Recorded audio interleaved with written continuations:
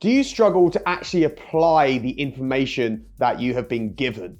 Hi, my name's Rory from RH Coaching. I'm just going to give you 3 simple tips to help you actually apply the knowledge that you are given, whether through your coach or trainer, through something you read online, or through social media, etc.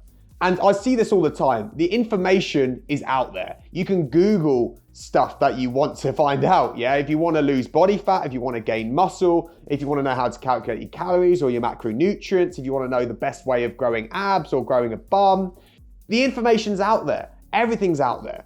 But the problem is not in the information being there, it's in the application of that information. It's getting people to actually adhere to the information that they are being given.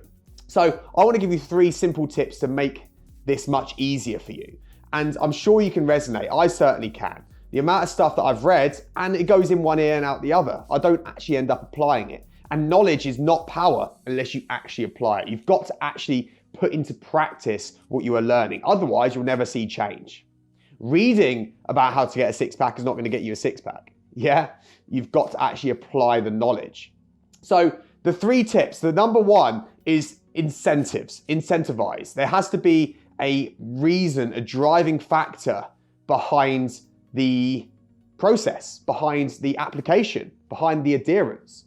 Now, if we're going out for a run for no reason every day, if we got no goal, no driving factor, and we don't particularly like running, then that's going to get really hard to do, and it will get harder to do as we progress.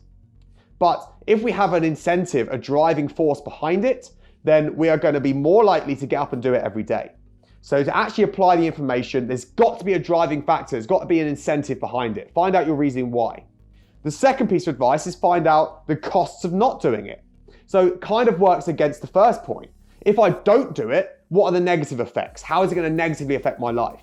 If I don't sort out my nutrition, how is that going to affect the way I feel about myself? How's that going to affect my confidence? How's that going to affect my pride? How's that going to affect my ability to be a role model for my children? So the second thing to do is think about the costs of not applying the information. And thirdly, we've got to make sure it's becoming a habit.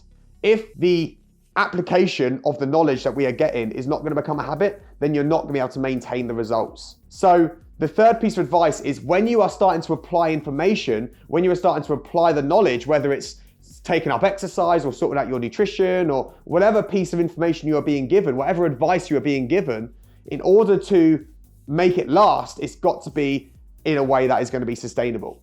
So if you can't see yourself getting into running and you know you won't be able to commit to it long term, don't bother starting. If you are trying to force feed yourself food you don't like because you think it's healthy for you, you're not going to stick it out. So make sure you find a way of keeping it habitual. Okay, so there's 3 quick tips on how to make sure that the information you are being given and the advice that you're being given is actually easy to apply. First of all, what are the incentives behind doing it? Second of all, what are the costs if you don't do it? And third of all, am I able to maintain this as a habit?